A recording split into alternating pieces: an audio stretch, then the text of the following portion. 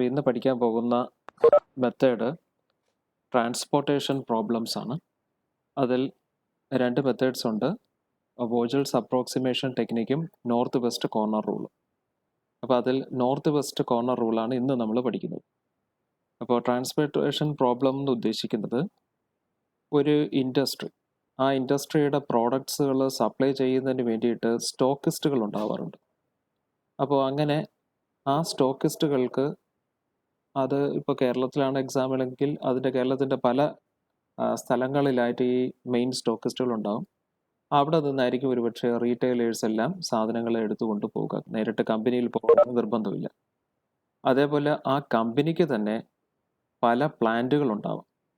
അതേ മാനേജ്മെൻറ്റിൻ്റെ കീഴിലുള്ള പല പ്ലാന്റിൽ നിന്നും സിമിലർ ആയിട്ടുള്ള പ്രോഡക്റ്റുകൾ ഈ സ്റ്റോക്കിസ്റ്റുകളുടെ കയ്യിലേക്ക് പോകാം.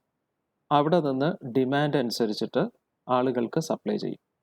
അപ്പോൾ ഓരോ പ്ലാന്റിൽ നിന്ന് ഓരോ സ്റ്റോക്കിസ്റ്റിൻ്റെ അടുത്തേക്കും എന്തുമാത്രം ഡിസ്റ്റൻസ് ഉണ്ടോ അതിനനുസരിച്ച് അവരുടെ ട്രാൻസ്പോർട്ടേഷൻ ചാർജ് കൂടി ഇൻക്രീസ് ചെയ്തുകൊണ്ടേയിരിക്കും.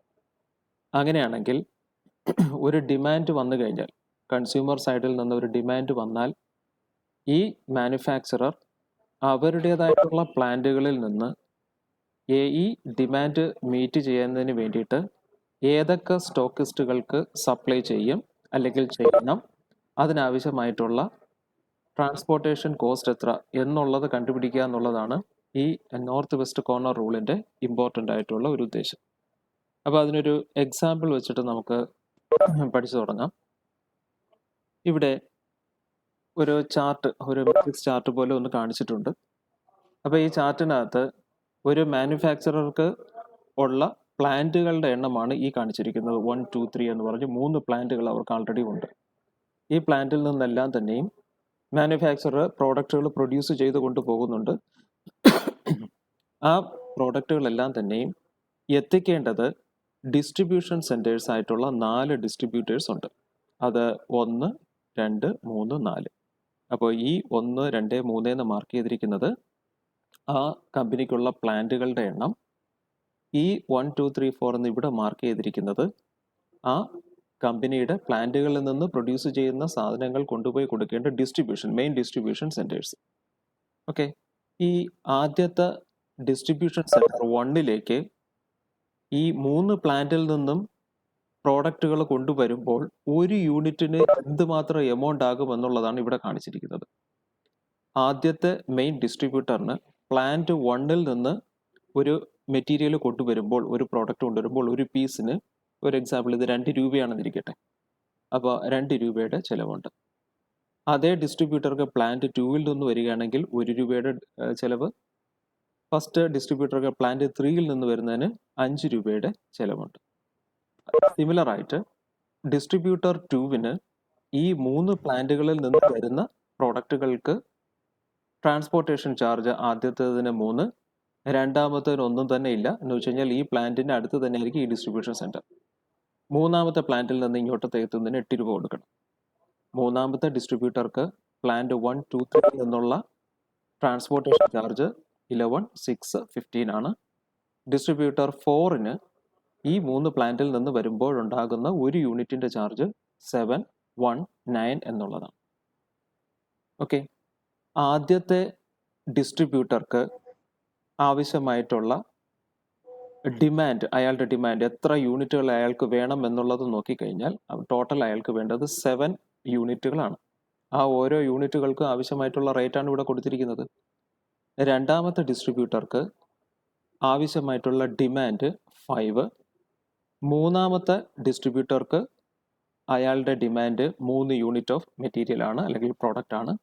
നാലാമത്തെ ഡിസ്ട്രിബ്യൂട്ടർക്ക് ആവശ്യമായിട്ടുള്ളത് 2 യൂണിറ്റ് ഡിമാൻഡാണ് അയാൾക്കുള്ളത്. ഓക്കെ, അപ്പോൾ ഈ 1, 2, 3യുടെ ഡിമാൻഡാണ് ഏറ്റവും താഴെയായിട്ട് മാർക്ക് ചെയ്തിരിക്കുന്നത്. ഈ മെട്രിക്സിനകത്ത് മാർക്ക് ചെയ്തിരിക്കുന്നത് ഈ ഓരോ പ്ലാന്റിൽ നിന്നും അതാത് ഡിസ്ട്രിബ്യൂട്ടറിലേക്ക് 1 യൂണിറ്റ് പ്രോഡക്റ്റ് എത്തുമ്പോഴുണ്ടാകുന്ന പ്രൈസ് ആണ്. ഓക്കെ, ഇനി ഈ റൈറ്റ് സൈഡിൽ കൊടുത്തിരിക്കുന്നത് സപ്ലൈ. ഈ പ്ലാന്റിന് എത്ര സപ്ലൈ ചെയ്യാൻ പറ്റും. ഫസ്റ്റ് ഡിസ്ട്രിബ്യൂട്ടർക്ക് ആവശ്യമായിട്ടുള്ള ഡിമാൻഡ് 7, സെക്കൻഡിന് 5, 3ക്ക് 3, 4ന് 2 ആണ് ഡിമാൻഡ്. പക്ഷേ ആദ്യത്തെ പ്ലാന്റിന് മൊത്തം സപ്ലൈ ചെയ്യാൻ പറ്റുന്നത് 6 യൂണിറ്റുകൾ മാത്രമേ ഉള്ളൂ. രണ്ടാമത്തെ പ്ലാന്റിന് സപ്ലൈ ചെയ്യാൻ പറ്റുന്നത് 1 യൂണിറ്റാണ്. മൂന്നാമത്തെ പ്ലാന്റിന് പർട്ടിക്കുലർ ടൈമിൽ സപ്ലൈ ചെയ്യാൻ പറ്റുന്നത് മാക്സിമം 10 നമ്പേഴ്സ് മാത്രമാണ്. അപ്പോൾ ഇവിടുത്തെ ഡിമാൻഡുകൾ 7532 ഉണ്ട്. സപ്ലൈ 3 പ്ലാന്റിനും കൊടുക്കാൻ പറ്റുന്ന സപ്ലൈ ചെയ്യാൻ പറ്റുന്നത് 6, 1, 10 എന്നുള്ള നമ്പറിലേക്കാണ്. അങ്ങനെയാണെങ്കിൽ നമുക്ക് കണ്ടുപിടിക്കേണ്ടത് ഏറ്റവും കോസ്റ്റ് എഫക്റ്റീവ് ആയിട്ട് ഈ മാനുഫാക്ചറിന്റെ 3 പ്ലാന്റിൽ നിന്നും ആർക്കൊക്കെ എത്രയൊക്കെ എണ്ണം വീതം കൊടുക്കാൻ പറ്റും എന്നുള്ളത് കണ്ടുപിടിക്കുക എന്നുള്ളതാണ് നമ്മുടെ എയിം. ഒന്നുകൂടി പറയാം, നമ്മുടെ ടോട്ടൽ ഡിമാൻഡ് 7532, ടോട്ടൽ കൂട്ടുമ്പോൾ ഇവിടെ 17 വരും. സപ്ലൈയും 6, 1, 10 എന്ന് വെച്ച് കഴിഞ്ഞാൽ അതും 17 വരും. അപ്പോൾ ഈ ടൈപ്പ് പ്രോബ്ലത്തിൽ ആദ്യം ചെക്ക് ചെയ്യേണ്ടത്, ഇതിനൊരു ഫീസിബിൾ സൊല്യൂഷൻ ഉണ്ടോ ഇല്ലയോ എന്ന് ചെക്ക് ചെയ്യേണ്ടത് ടോട്ടൽ ഡിമാൻഡും ടോട്ടൽ സപ്ലൈയും ഈക്വൽ ആണെങ്കിൽ മാത്രമേ ഈ ടൈപ്പ് പ്രോബ്ലംസ് ഫർദർ ആയിട്ട് നമുക്ക് കൊണ്ടുപോകാൻ പറ്റത്തുള്ളൂ. അപ്പോൾ ഈ ഓർഗനൈസേഷൻ്റെ 3 പ്ലാന്റിൽ നിന്ന് ഈ 4 ഡിസ്ട്രിബ്യൂട്ടറിലേക്കും എത്തുന്നതിന് ആവശ്യമായിട്ടുള്ള റേറ്റ്, ഈ ഓരോ പ്ലാന്റിനും കൊടുക്കാൻ പറ്റുന്ന മാക്സിമം സപ്ലൈ, ഈ ഓരോ ഡിസ്ട്രിബ്യൂട്ടറിനും ആവശ്യമായിട്ടുള്ള ടോട്ടൽ ഡിമാൻഡ്, ഇത്രയും കാര്യങ്ങളാണ് ഇവിടെ മാർക്ക് ചെയ്തിട്ടുള്ളത്. ഇനി ഈ ടൈപ്പ് പ്രോബ്ലംസ് ചെയ്യുമ്പോൾ ഇതിനെങ്ങനെ സൊല്യൂഷൻ കണ്ടുപിടിക്കുമെന്ന് നോക്കാം. അതിനുപയോഗിക്കുന്ന മെത്തേഡിനെയാണ് നമ്മൾ നോർത്ത് വെസ്റ്റ് കോർണർ റൂൾ എന്ന് മാർക്ക് ചെയ്തിരിക്കുന്നത്. ഇനി ആദ്യം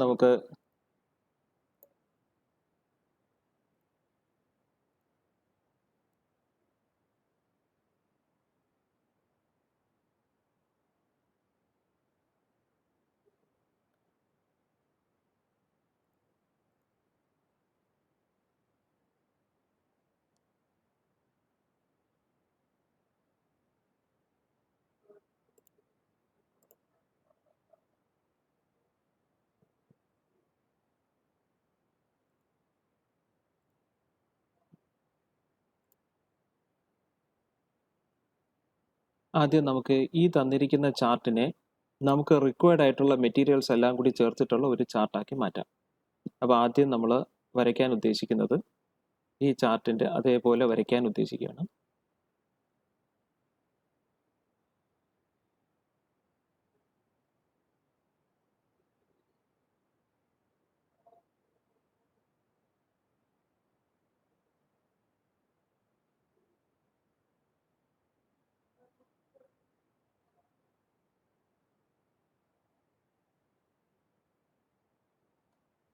ഓക്കെ, ഇനി ഇവിടെ പ്ലാന്റുകളുടെ എണ്ണം ആദ്യം ഞാൻ മാർക്ക് ചെയ്തിട്ടുണ്ട്. പ്ലാന്റ് ഇവിടെ ടോട്ടൽ വരുന്ന പ്ലാന്റുകളുടെ എണ്ണം 1, 2, 3. അതുപോലെ ഓരോ ഡിസ്ട്രിബ്യൂട്ടറിൻ്റെയും എണ്ണം അവിടെയും 1, 2, 3, 4. ഇനി ഓരോ ആളുകൾക്കും സപ്ലൈ ചെയ്യേണ്ടത്, ഇവിടെ ഇവർക്ക് മാക്സിമം സപ്ലൈ ചെയ്യാൻ പറ്റുന്നത് 6, ഇവിടെ 1, ഇവിടെ 10. ഇനി ഇവരുടെ ഡിമാൻഡുകൾ 7, 5, 3, 2. ഇനി ഇതിൻ്റെ ടോട്ടൽ കോസ്റ്റുകൾ ഇവിടെ 2 rupees, 1 rupee, ഇത് 5 rupee, ഇവിടെ 3, ഇവിടെ 0, ഇവിടെ 8, ഇവിടെ 11, ഇവിടെ 6, ഇവിടെ 15, ഇവിടെ 7, അടുത്ത 1, അടുത്തത് 9. അപ്പോൾ ഇതാണ് നമ്മുടെ മെയിൻ എയിം. ഇനി നിങ്ങൾക്ക് ഡിസ്ട്രിബ്യൂഷനും മറ്റു കാര്യങ്ങളൊക്കെ മനസ്സിലാക്കാനായിട്ട് ഇപ്പോൾ ആൾറെഡി പഠിച്ചിട്ടുണ്ട്. അതുകൊണ്ട് തന്നെ ഇവിടുത്തെ ഞാൻ ഈ കാര്യങ്ങളൊക്കെ ഒന്ന് മാച്ച് കളയാണ്. നമുക്ക് ആവശ്യമുള്ള പ്രോബ്ലത്തിന് ആവശ്യമായിട്ടുള്ള കാര്യങ്ങൾ ആദ്യം നമ്മൾ ശ്രദ്ധിക്കേണ്ടത് ഇതിനകത്ത് ആവശ്യമായിട്ടുള്ള ഫീസിബിൾ സൊല്യൂഷൻ ഉണ്ടോ എന്നുള്ളതാണ്. ഫീസിബിൾ സൊല്യൂഷൻ എങ്ങനെയാണ് മനസ്സിലാക്കുന്നത്? ഫീസിബിൾ സൊല്യൂഷൻ മനസ്സിലാക്കാനുള്ള മെത്തേഡ് ഈ ടോട്ടൽ ഡിമാൻഡും ഈ ടോട്ടൽ സപ്ലൈയും കൂടെ കൂട്ടുമ്പോൾ നമുക്ക് കിട്ടുന്നത് എത്രയാണെന്ന് നോക്കാം. ഇതെല്ലാം കൂടെ കൂട്ടുമ്പോൾ നമുക്ക് 17 കിട്ടും. ഇതെല്ലാം കൂടെ കൂട്ടുമ്പോഴത്തേക്ക് 7, 3, 10, 5, 2, 7, 17. അപ്പോൾ ഇത് രണ്ടും ഈക്വൽ ആണ് എന്നുണ്ടെങ്കിൽ മാത്രമേ നമുക്ക് ഈ പ്രോബ്ലംസ് ചെയ്തു പോകാൻ പറ്റൂ. ഇനി ഇതിൻ്റെ പ്രൊസീജിയർ ഒന്ന് ശ്രദ്ധിക്കുക. ഇവിടെ നമുക്ക് നോർത്ത് വെസ്റ്റ് കോർണർ റൂൾ അനുസരിച്ചിട്ട് ഈ ഒരു മെട്രിക്സിൻ്റെ ലെഫ്റ്റ് സൈഡിലുള്ള പാർട്ടിൽ ആദ്യം കൺസിഡർ ചെയ്യുക. ലെഫ്റ്റ് സൈഡ് എന്ന് പറയുന്നത് ഏറ്റവും ടോപ്പ് ലെഫ്റ്റ് എന്ന് പറയുന്നത് ഈ 2 എന്ന് പറയുന്ന മെട്രിക്സ് ഇരിക്കുന്ന ഭാഗമാണ്. ഇവിടുത്തെ ഡിമാൻഡും സപ്ലൈയും കമ്പയർ ചെയ്യുക. ഇവിടുത്തെ സപ്ലൈ 6ഉം ഡിമാൻഡ് 7ഉമാണ്. അപ്പോൾ അവിടെ നമ്മൾ ചെയ്യേണ്ടത് ഈ സപ്ലൈയെ എന്ന് വെച്ച് കഴിഞ്ഞാൽ ഇതിനകത്ത് ആരാണോ ചെറുത്, ഇപ്പോൾ ഇവിടത്തെ സംബന്ധിച്ചിടത്തോളം കമ്പയർ ചെയ്യുമ്പോൾ 6 ചെറുതും 7 വലുതുമാണ്. അപ്പോൾ ഡിമാൻഡ് ആണോ കറസ്പോണ്ടിങ്, ഇപ്പോൾ ആദ്യത്തെ ഈ സെല്ലിനെ ഞാൻ കൺസിഡർ ചെയ്യുകയാണ്. ഈ സെല്ലിനകത്ത് ഡിമാൻഡ് ആണോ സപ്ലൈ ആണോ ഏറ്റവും കൂടുതലായിട്ട് ഏറ്റവും കുറഞ്ഞു നിൽക്കുന്നത് എന്ന് ആദ്യം കൺസിഡർ ചെയ്യുക. അവിടെ കുറഞ്ഞു നിൽക്കുന്ന ആളിനെ ഈ പോർഷനിലേക്ക് കൊണ്ടുവന്ന് നമ്മൾ പ്ലേസ് ചെയ്യുക.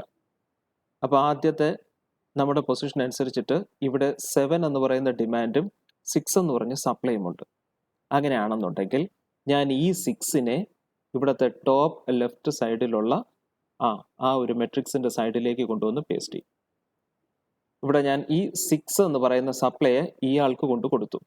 അപ്പോൾ ഇയാളെ സംബന്ധിച്ചിടത്തോളം ഈ ഡിമാൻഡ് കുറഞ്ഞു. ഇവിടെ ആൾറെഡി 6 കിട്ടി അല്ലേ? അങ്ങനെയാണെന്നുണ്ടെങ്കിൽ ഇവിടെ ഞാൻ എന്ത് ചെയ്യും?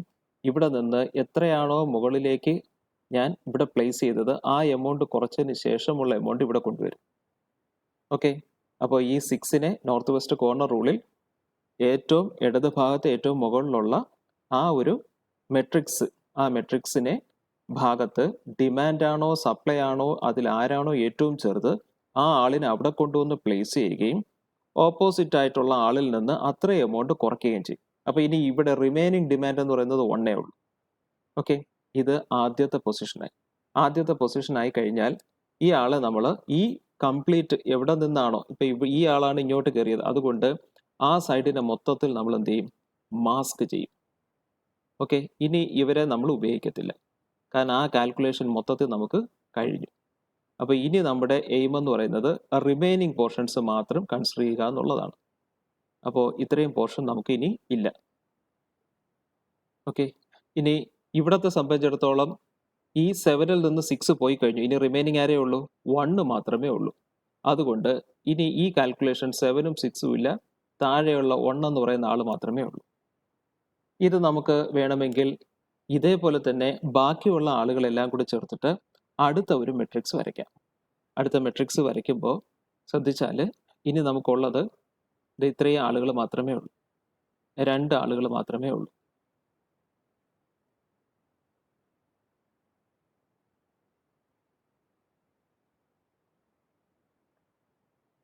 ഇനി ഇവിടെ ആദ്യത്തെ വരുന്നത് 1, ഇവിടെ 0, ഇവിടെ 6, ഇവിടെ 1, 1. രണ്ടാമത്തത് 5, 8, 15, 9, 10. ഇനി താഴെയുള്ള പോർഷൻ ഇവിടെ റിമൈനിങ് 1 മാത്രമേ ഉള്ളൂ. അതുകൊണ്ട് 1 എടുത്തു, 5 എടുത്തു, 3 എടുത്തു, 2 എടുത്തു. നമുക്ക് പുതിയൊരു മെട്രിക്സ് കിട്ടി. ആ മെട്രിക്സിന്റെ ടോപ്പ് ലെഫ്റ്റ് കോർണർ എന്ന് പറയുന്നത് ആര് തന്നെയാണ്? ഇവിടുത്തെ 1 എന്ന് പറയുന്ന ആളാണ് അല്ലേ?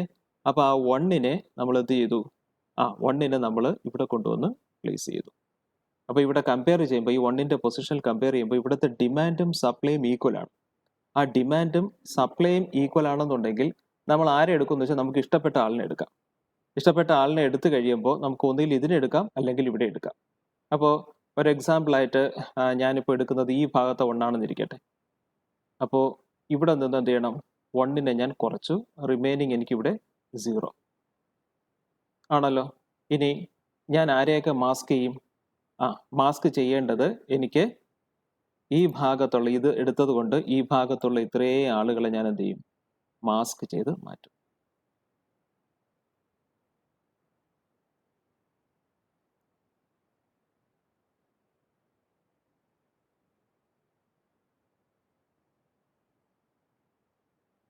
ഓക്കെ, ഇനി ടോപ്പ് ലെഫ്റ്റ് കോർണറിനകത്ത് ഇവിടെ നിങ്ങളിപ്പോൾ ശ്രദ്ധിച്ചു കഴിഞ്ഞാൽ ഇവിടത്തെ സംബന്ധിച്ചിടത്തോളം ആരില്ല?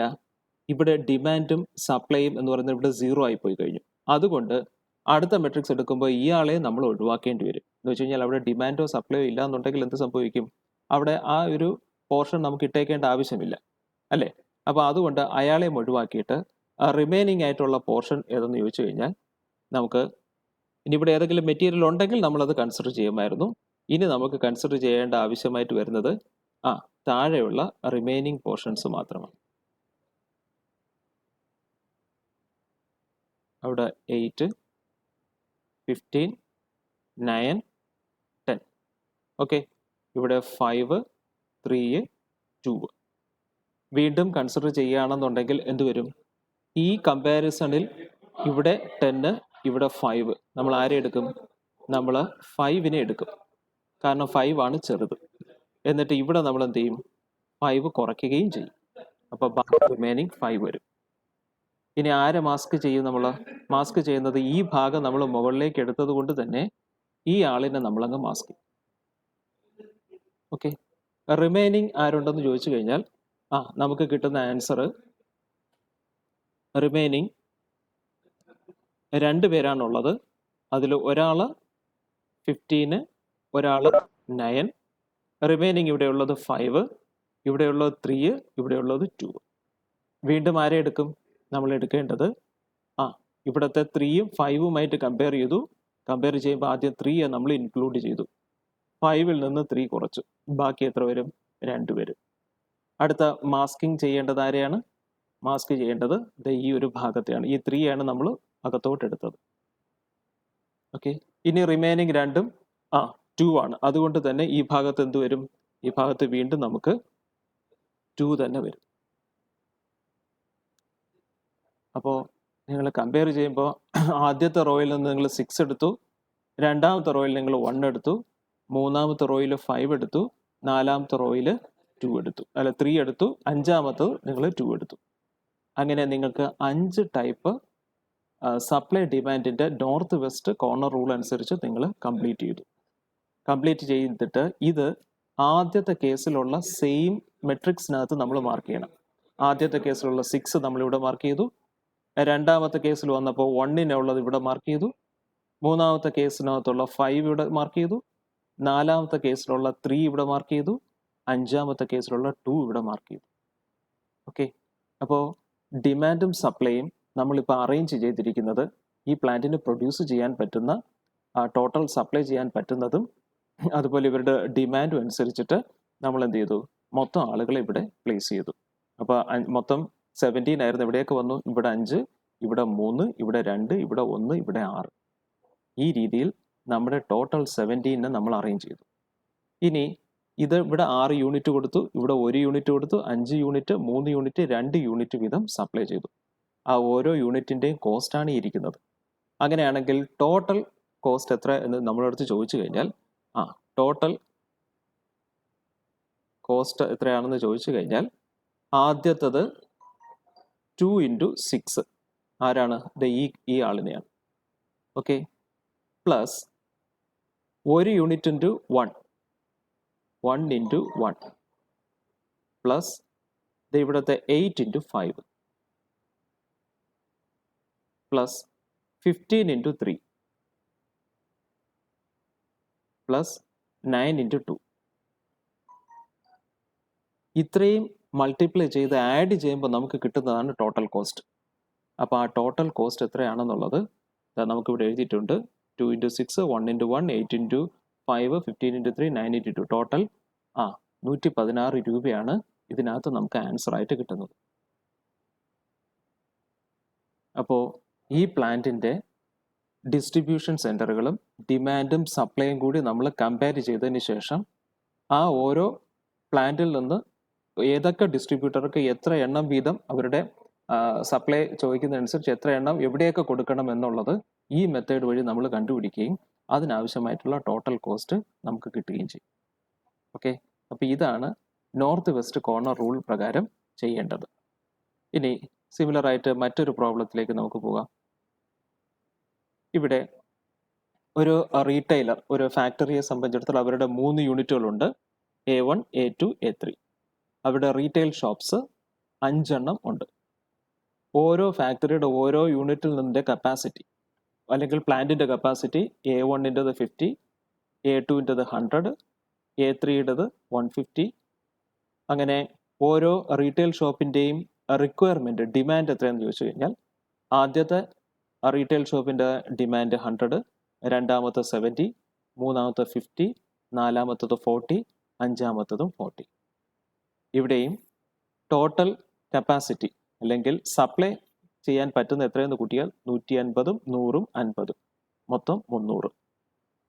അവരുടെ ഡിമാൻഡ് റിക്വയർമെൻറ്റ് എത്രയാണെന്ന് ചോദിച്ചു കഴിഞ്ഞാൽ ഇവിടെ 100, 170, 170, 50, 220, 240 കൂടെ കൂട്ടുമ്പോൾ 260, 260, 40 കൂടെ കൂട്ടുമ്പോൾ 300. അപ്പോൾ ഡിമാൻഡും സപ്ലൈ അല്ലെങ്കിൽ കപ്പാസിറ്റി റിക്വയർമെൻറ്റും രണ്ടും കൂട്ടുമ്പോൾ നമുക്ക് 300 വരുന്നത് കൊണ്ട് ഇവിടെ നമുക്കൊരു സൊല്യൂഷൻ ഉണ്ട് എന്ന് പറയാം. അപ്പോൾ ടോട്ടൽ AI അല്ലേ, അതും ടോട്ടൽ BI എന്ന് പറയുന്നതും കൂടി എന്ത് ചെയ്തു, ഡിമാൻഡ് സപ്ലൈ കൂടെ കൂട്ടുമ്പോൾ 300 വന്നു. അതുകൊണ്ട് രണ്ട് ഈക്വൽ ആയതുകൊണ്ട് there exists a feasible solution. ഇനി നമ്മുടെ മെട്രിക്സിന് ആവശ്യമായിട്ടുള്ള കണ്ടന്റുകൾ മാത്രം ആഡ് ചെയ്തു. ഇവിടെ 1, 9, 13, 36, 51 എന്നുള്ള ആദ്യത്തെ പ്ലാന്റ്, അതിന് A1 വരെ ഇവിടെ A എന്ന് കൊടുത്തിരിക്കുകയാണ്. ഇത് ആക്ച്വലി എന്ത് തന്നെയാണ്, A1 തന്നെയാണ് മുകളിൽ കൊടുത്തിരിക്കുന്ന A1, ഇത് A2, ഇത് A3. ഇവിടെ അതിൻ്റെ retail shops 1 to 5 capacity mark ചെയ്തിട്ടുണ്ട്. ആദ്യം നമ്മൾ മെട്രിക്സ് അതുപോലെ അറേഞ്ച് ചെയ്തു. ഇനി നോർത്ത് വെസ്റ്റ് കോർണർ റൂൾ പ്രകാരം നമ്മൾ ആദ്യം എന്താ ചെയ്യേണ്ടത്, നമ്മൾ ചെയ്യേണ്ടത്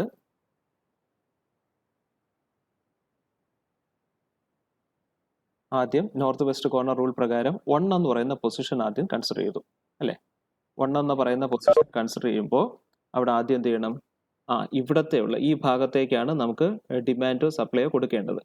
അപ്പോൾ ഇവിടെ നമുക്ക് പ്ലേസ് ചെയ്യേണ്ട എമൗണ്ട് എത്രയാണ്, ഇവിടുത്തെ ആദ്യം പ്ലേസ് ചെയ്യേണ്ടത് ഇവിടുത്തെ കപ്പാസിറ്റിയും ഇവിടുത്തെ റിക്വയർമെൻറ്റും കൂടെ കമ്പയർ ചെയ്യുമ്പോൾ ഏറ്റവും ചെറുത് ആരാണ്, ഇവിടുത്തെ ഇത് ചെറുത് ഈ ആളാണ്. അപ്പോൾ ആ 50യെ ആദ്യം നമ്മൾ ഇവിടെ കൊണ്ടുവന്ന് പ്ലേസ് ചെയ്തു. അപ്പോൾ കറസ്പോണ്ടിങ് ആയിട്ട് നമ്മളിവിടെ എന്ത് ചെയ്യണം, 50 കുറയ്ക്കണം. അടുത്ത കാൽക്കുലേഷനിൽ പോകുമ്പോൾ ഇവിടെ എന്തേ ഉള്ളൂ, ഈ 50 ഉള്ളൂ. കൂടാതെ നമ്മൾ എന്തും ചെയ്യും, ഈ ഭാഗത്ത് നിന്ന് കപ്പാസിറ്റിയിൽ നിന്നാണ് ഇങ്ങോട്ട് എടുത്തത് കൊണ്ട് ഇത്രയും ആളുകളെ നമ്മൾ എന്ത് ചെയ്യും, മാസ്ക് ചെയ്ത് വെക്കും.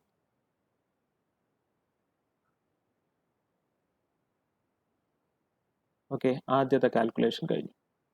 ഇനി രണ്ടാമത്തെ കാൽക്കുലേഷനിൽ ഇവിടെ എന്തേ ഉള്ളൂ, 50 ഉള്ളൂ അല്ലേ. അപ്പോൾ ആ 50 ഉണ്ട്. ഇനി രണ്ടാമത്തെ സെറ്റിൽ നമുക്ക് ദേ ഇവിടെയാണ് വരേണ്ടത്.